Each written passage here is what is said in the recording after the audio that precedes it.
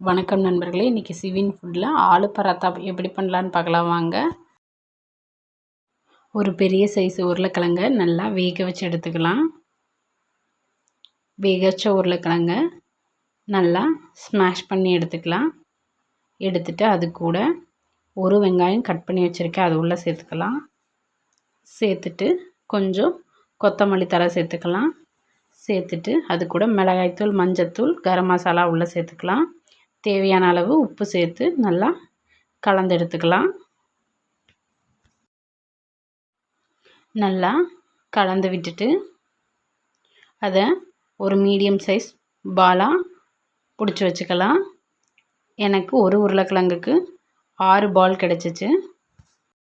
ஒரு உருண்டை சப்பாத்தி மாவு எடுத்துக்கலாம். எடுத்துட்டு கொஞ்சமாக தேய்ச்சிக்கலாம்.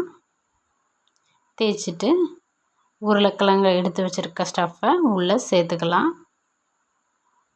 சேர்த்துட்டு எக்ஸ்ட்ரா இருக்க மாவை ரிமூவ் பண்ணிக்கலாம்.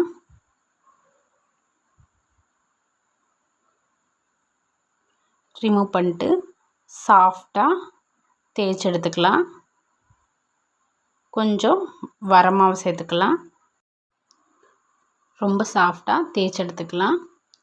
ஒரு தோசைக்கல்லை சேர்த்துட்டு 2 பக்கமும் ஸ்லோ ஃப்ளேமில் வச்சு வேக வச்சு எடுத்துக்கலாம்.